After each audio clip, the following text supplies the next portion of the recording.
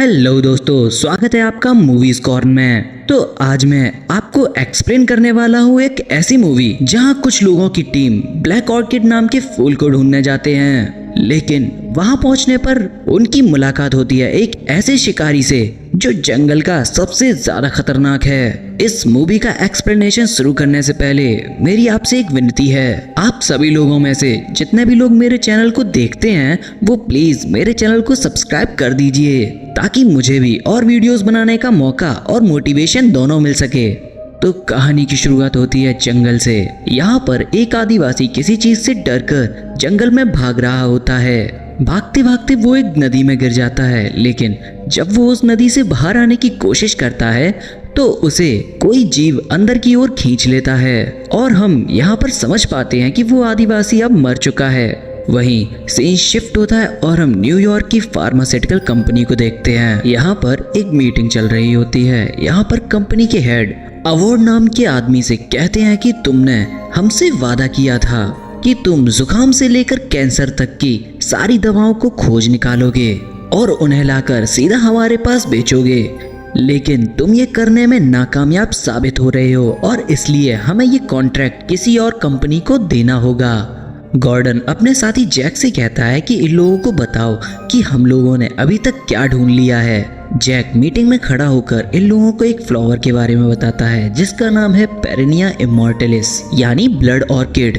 वो बताता है कि ये फूल सिर्फ 7 सालों में 6 महीने के लिए खिलता है। इस फूल को सबसे पहले 1892 में देखा गया था, जिसके बाद ये आज फिर से खिल रहा है और मैंने और मेरी टीम ने मिलकर इस फूल का पता लगा लिया है।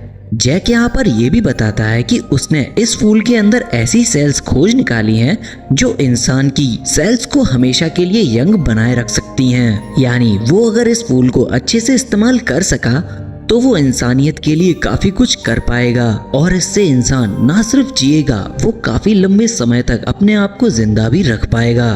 वो बोलता है कि हमारी किस्मत बहुत ज्यादा अच्छी थी क्योंकि उन्हें इस फूल का एक सैंपल वॉर्विया में मिला था जिसको उन्होंने अच्छे से एनालाइज कर लिया, पर उसकी दवाई नहीं बना पाए। उन्हें दवाई बनाने के लिए और भी ब्लड ऑर्किड की जरूरत पड़ेगी। जैक की ये सारी बातें सुनकर फार्मास्यूटिकल कंपनी के सीईओ कहते हैं तुम्हें वॉर्वियो जाना चाहिए और किसी भी हालत में ये फूल यहाँ तक पहुँचाओ। अब यहाँ से 6 लोगों की टीम वॉर्वियो जाने के लिए रवाना होती है, लेकिन वॉर्वियो के जंगल में जाने के लिए उन्हें नदी को पार करना होगा। यहाँ पर बारिश हो रही होती है, इसलिए नदी में काफी ज्यादा पानी होता है, इसलिए बाकी नाविक वहां जाने के लिए मना कर देते हैं। पर यहाँ पर विल जॉनसन नाम का आदमी भारी रकम के बदले नदी पार करने के लिए तैयार हो जाता है। अब ये 6 लोग विल जॉनसन और उसका असिस्टेंट नदी पार करने में लग जाते हैं। यहाँ पर विल जॉनसन के पास में एक बंदर भी होता है जिसका नाम वो कॉन्ग रखता है।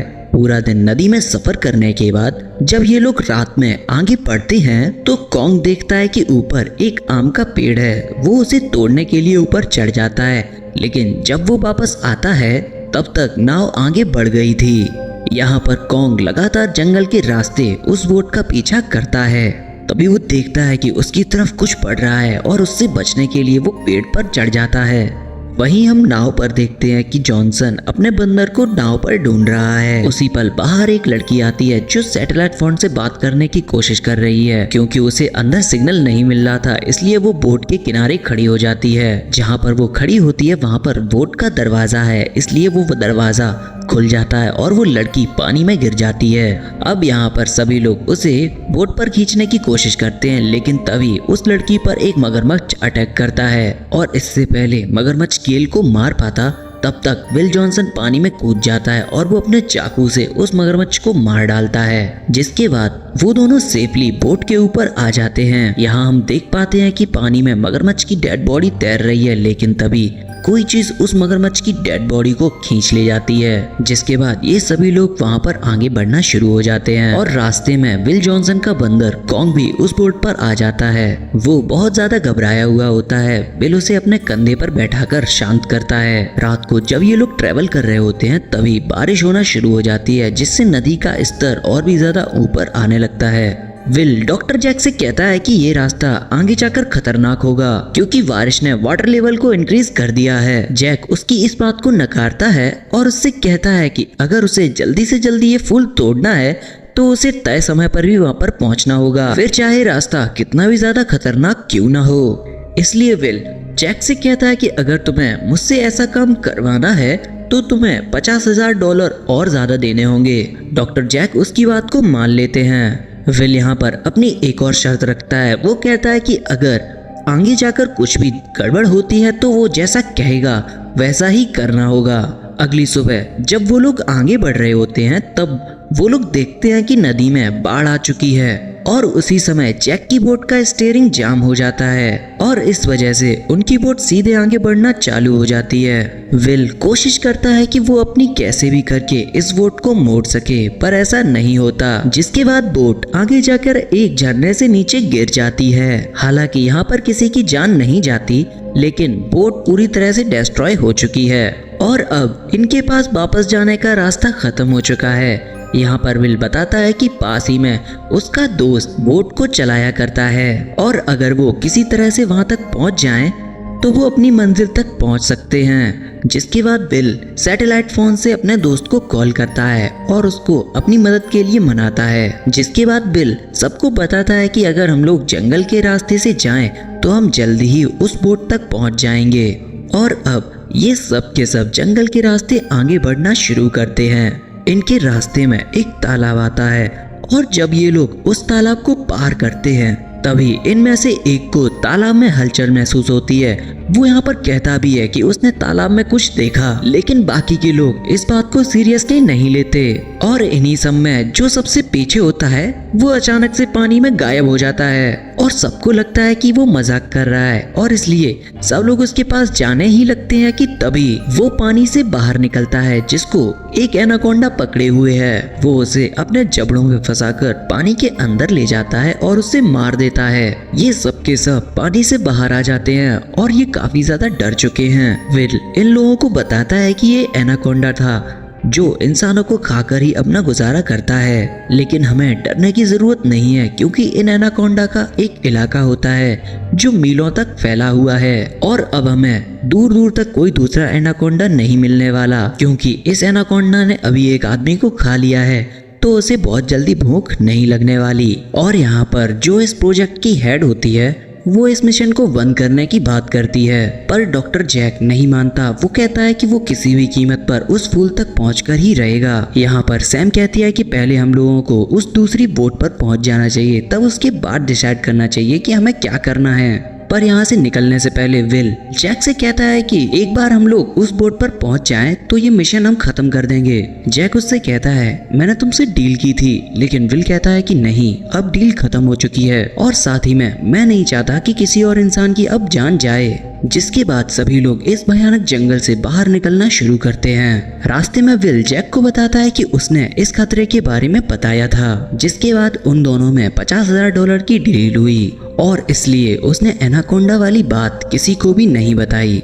जब ये लोग आगे बढ़ ही रहे होते हैं कि तभी उनके एक साथी को खून चूसने वाले कीड़े चिपक जाते हैं। विल यहाँ पर उन कीड़ों को लाइटर और चाकू की मदद से हटा देता है। वो लोग यहाँ पर कुछ देर आराम करने के लिए बैठ जाते हैं। तभी उनमें से एक इंसान अपने जूतों को उतारता है और दोबारा से पहनने जाता ही है कि तभी विल का असिस्टेंट उसे रोकता है। जिसके बाद वो उस इंसान का जूता लेके उसके जूते से एक स्पाइडर को बाहर निकालता है। वो बताता है कि ये स्पाइडर बहुत ही ज्यादा पॉइजनस है, अगर ये स्पाइडर तुम्हें काट लेता तो तुम 2 दिन के लिए बेहोश हो जाते। और तभी वहाँ पर जैक आता है और वो उस स्पाइडर को एक डब्बे में कैद कर लेता है। वो कहता है कि तुमने शरीर को बेहोश करने वाली दवा की खोज कर ली और इसके हमें बहुत अच्छे पैसे मिलेंगे। यहाँ पर सीन शिफ्ट होता है और हम विल के उस दोस्त को देखते हैं जो अपनी बोट को लेकर विल की तरफ आ रहा है, लेकिन रास्ते में एनाकोंडा उस पर अटैक करता है और उसे मार देता है। जिसके बाद उसकी बोट एक जगह पे टकराकर ब्लास्ट कर जाती है और बिल और उसके साथी ये देखकर उस बोट की तरफ भागते हुए जाते हैं। वो पाते हैं कि ये बोट पूरी तरह से तबाह हो चुकी है। यहाँ पर उन लोगों को जो भी सामान सही लग रहा होता है वो ये लोग उठा लेते हैं। यहाँ पर बिल का असिस्टेंट बताता है कि यहाँ पर कई सालों से आदिवासी भी रहते हैं अगर हम कैसे भी करके उनके पास पहुंच जाते हैं तो वो जरूर हम लोगों की मदद करेंगे और एक राफ्ट तैयार करके हमें देंगे।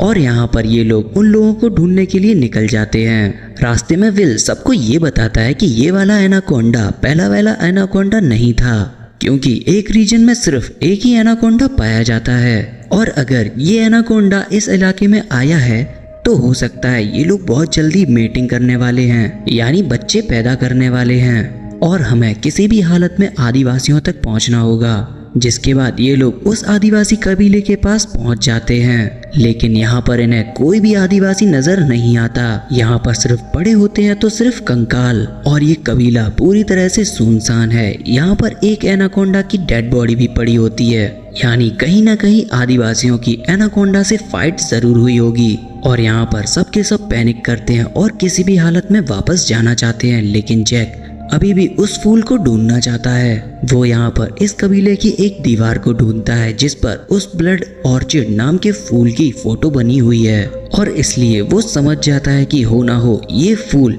जरूर इस कबीले के आसपास ही है। लेकिन अब वहाँ पर कोई भी इंसान जैक की बात को नहीं सुनना चाहता और इसलिए वो लोग वहीं पर रात में राफ्ट को तैयार करते हैं। और तभी गॉर्डन को दिखाया जाता है जो जैक के बैग को चेक कर रहा है। उसके बैग में उसे एक बंदूक और सैटेलाइट फोन मिलता है। वो सैटेलाइट फोन का इस्तेमाल करके पुलिस को कॉल करने ही वाला होता है कि तभी जैक आकर उस मकड़ी को उस पे छोड़ देता है जो उसने वहां से उठाई थी। ये मकड़ी गॉर्डन को काट लेती है, जिसके बाद गॉर्डन पैरालाइज होना शुरू हो जाता है। कुछ देर बाद सैम गॉर्डन के पास जाती है, लेकिन गॉर्डन यहाँ पर कुछ भी रेस्पॉन्स नहीं कर रहा था। वो समझ जाती है कि कहीं ना कहीं इस काम के पीछे जरूर जैक का हाथ है और इसलिए वो जैक से पूछने के लिए उसके पास जाती है।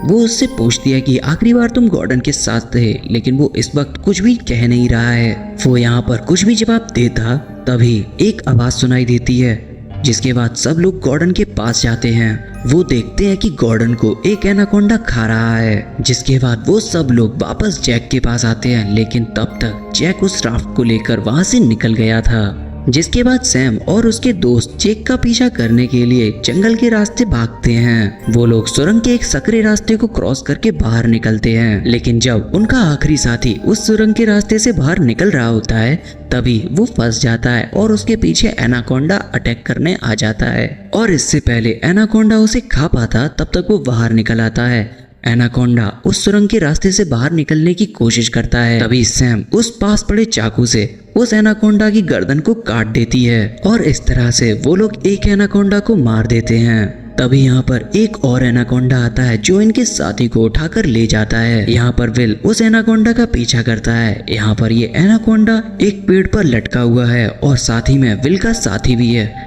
विल ये देखकर उस एनाकोंडा पर एक चाकू मारता है। ये चाकू सीधे एनाकोंडा के सिर में लगता है, इसलिए इस बार भी एनाकोंडा मर जाता है और विल का दोस्त बच जाता है। सीन शिफ्ट होता है और हम जैक को देखते हैं जो वाइल्ड ऑर्किड फ्लावर के पास पहुंच चुका है, जिसके लिए सब लोग जंगल में इतनी दूर आए हैं। यहाँ पर बाकी के लोग भी पहुंच जाते हैं, पर ये सब वो लोग छुप कर देखते हैं क्योंकि जैक के पास गन है और वो उस गन का इस्तेमाल कभी भी कर सकता है। इसलिए वो लोग चुपचाप से उसकी राफ्ट को चुराकर वहां से निकलने ही वाले होते हैं कि तभी जैक उन लोगों को गन पॉइंट पर ले लेता है। जिसके बाद वो सैम से कहता है कि जाओ तुम वो ऑर्किड फ्लावर को लेकर आओ। सैम मना करती है कि वो ऐसा नहीं करेगी, लेकिन जैक तभी विल को शूट कर देता है। इसलिए सैम डर जाती है और वो ऑर्किड फ्लावर को लेने के लिए चली जाती है। हम देख पाते हैं कि ऑर्किड फ्लावर एक छोटे नाले के दूसरी तरफ है और जिसके ऊपर एक पेड़ पड़ा हुआ है, लेकिन यहाँ पर नाले के अंदर कई सारे एनाकोंडा हैं जो मीटिंग कर रहे हैं। जिसके बाद सैम बड़ी ही दिलेरी के साथ उस पुल को पार करती है और ऑर्किड फ्लावर को तोड़ लेती है और जब वापस आती है तो वो पुल के बीच में रुक जाती है और जैक से कहती है कि तुम्हें अपनी गन को फेंकना होगा, वरना मैं ये ऑर्किड फ्लावर को एनाकोंडा के नाले में डाल दूंगी। यहाँ पर जैक उसकी दोस्त की तरफ गन चलाता है और कहता है कि अगर तुमने मुझे बैग नहीं दिया तो मैं ऐसे मार दूंगा और इसलिए सैम को वो बैग फेंकना पड़ता है।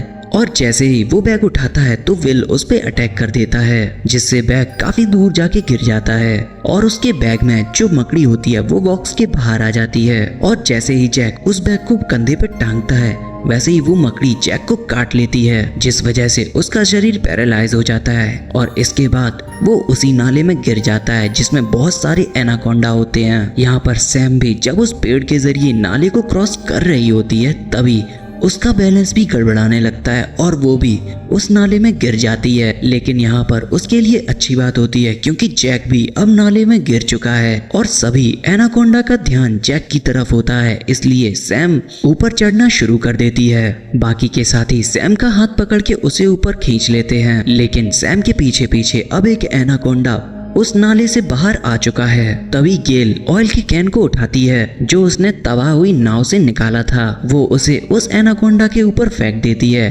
एनाकोंडा उस कैन को अपने मुंह से पकड़ लेता है। मौका देखकर विल का साथी फ्लेयर गन से उस कैन पर अटैक करता है, जिससे उस एनाकोंडा का मुंह जलने लग जाता है। वो हड़बड़ाहट में उसी नाले में गिर जाता है जहाँ पर बाकी के एनाकोंडा भी मौजूद हैं। और तभी एक जोरदार धमाका होता है जिस वजह से आसपास की धरती एकदम से हिल जाती है और आसपास की सारी मिट्टी नाले को भरने लग जाती है और ब्लड ऑर्किड फ्लावर का पौधा भी उसी नाले में गिर जाता है। और यहाँ पर ब्लड ऑर्किड फ्लावर के साथ साथ वो एनाकोंडा भी दफन हो जाता है। और अंत में हम देखते हैं विल, सैम और बाकी बचे हुए दोस्त उस राफ्ट का इस्तेमाल करके वापस से घर की ओर जा रहे हैं, जिसके बाद ये कहानी यहीं पर खत्म हो जाती है। तो दोस्तों, आपको ये कहानी कैसी लगी प्लीज कमेंट करके बता देना, और अगर अभी तक हमारे चैनल को सब्सक्राइब नहीं किया है तो प्लीज कर दो। हम मिलेंगे आपसे एक और न्यू वीडियो में, तब तक के लिए थैंक्स फॉर वॉचिंग।